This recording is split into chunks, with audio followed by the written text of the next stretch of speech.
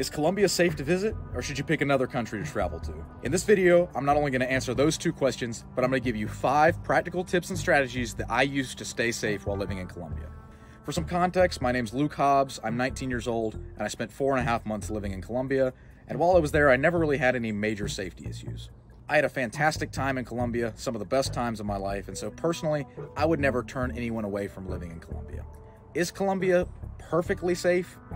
No country is. But like I said, I wouldn't turn anyone away from going to Colombia purely on the basis of safety. That being said, you do need to be careful, and so that's why I'm going to give you 5 practical tips and strategies that I used to stay safe while living in Colombia. Starting off with number 1, listen. If someone says don't go to an area, or someone says don't go to an area without a group, listen. They know better. I know personally, I'm 19, I have a 19-year-old normal invincibility complex. You think, you're tough and they're not going to mess with you. If someone says they would, they would. So more broadly, if your country's embassy says don't go to a specific area, I would probably avoid that area. For me as a US citizen, that tip means I can't go to a lot of the Amazonas, but there are areas you can go see the exact same things for a lot safer. Number 2, drunk, alone, out at night. You get to pick one. Don't combine them. You're already a target by being a tourist. Don't stack things that make you a target.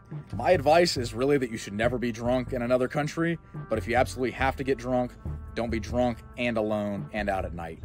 Before I left for Colombia, I spoke with a lady who is a case manager. Her entire job is managing cases for American students who get into trouble while they're down in Latin America, and she told me that 90% of her cases involve someone being drunk and alone and out at night. In other words, you're already a target, don't make yourself a bullseye. Tip number 3, invest in a fanny pack.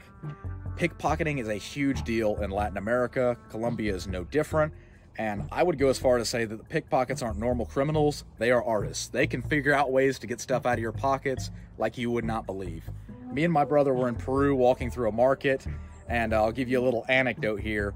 We were walking and we had stuff in our pockets. We were aware of the pickpockets, but we're like, oh, as long as we keep our hands in our pockets, we'll be fine.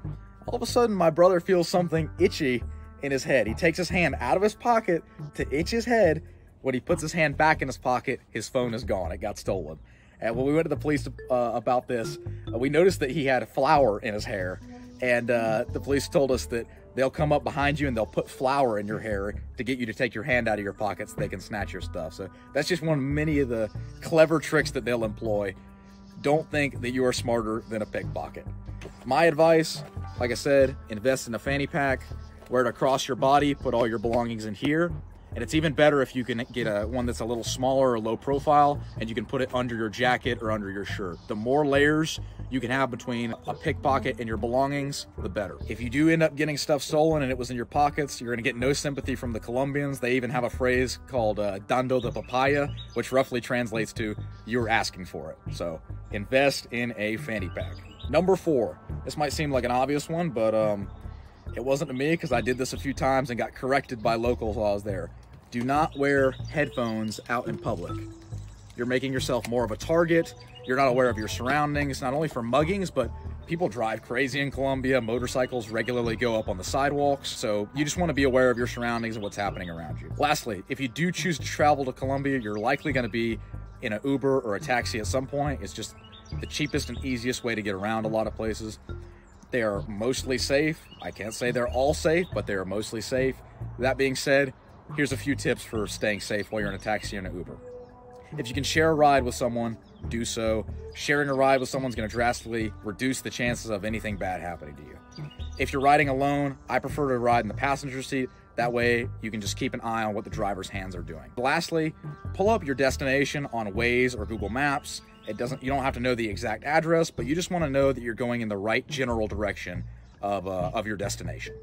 To summarize, I wouldn't tell anyone not to go to Colombia on the grounds of safety alone. Colombia is an absolutely fantastic country, but you do have to be careful. Is Colombia safe?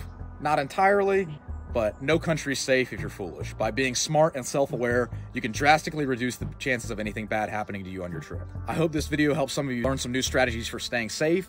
If you like this video or have any other strategies you'd like to share with me, I'd love to hear them in the comments below. Thank you for watching as always, and I'll see you guys on the next one.